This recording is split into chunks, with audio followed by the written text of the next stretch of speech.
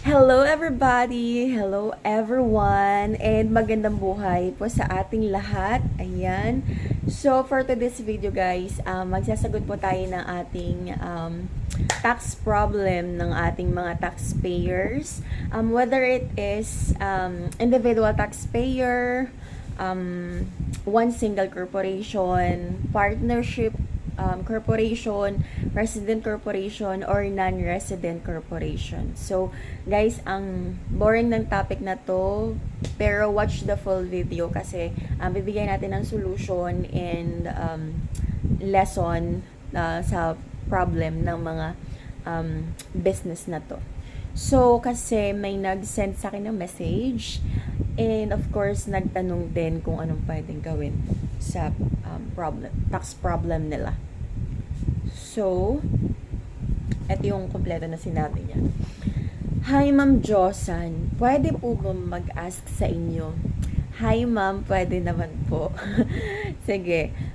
Kasi po, nag-franchise po kami ng Samgyupsal business. Wow, Ma'am. Pasamgyup ka naman dyan.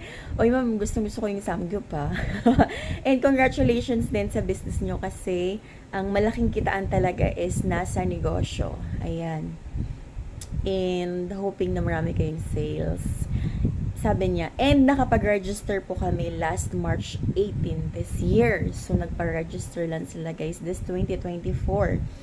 Tapos po, we have 6 books of accounts, ma'am, coming from BAR with signed po and stamp. Guys, maganda po yung ang mga libro natin is signed and stamp po.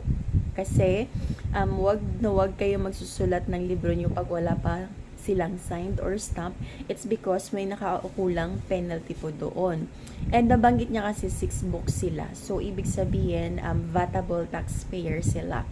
Parang estimated nila more than 3 million yung sales nila this year. Pag apat naman guys na libro, ibig sabihin non-VAT.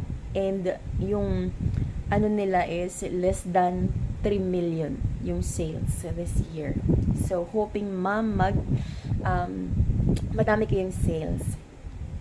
So, ang tanong niya sa akin dito guys, paano po ba kami ma'am magpa-file ng ITR po? That's the good question. Wala siyang binanggit na kung anong klase ng ITR kasi we have ITR for quarterly and of course we have ITR for annually. Guys, pag annually naman, especially pag yung accounting period nyo is calendar year, so kailangan matapos mo na yung buong taon like January 1 to December 31. Pag calendar year kayo. So, for this 2024, wala silang ipa-file na annually ITR. It's because wala pa naman silang, or hindi pa sila nag-start ng operation nila nung last year, 2023. Okay, so, ang meron silang ipa-file siguro is yung quarterly na ITR kasi tapos na yung first quarter natin. And then, nung trinay ko i-check yung COR nila, and nakita ko talaga na may,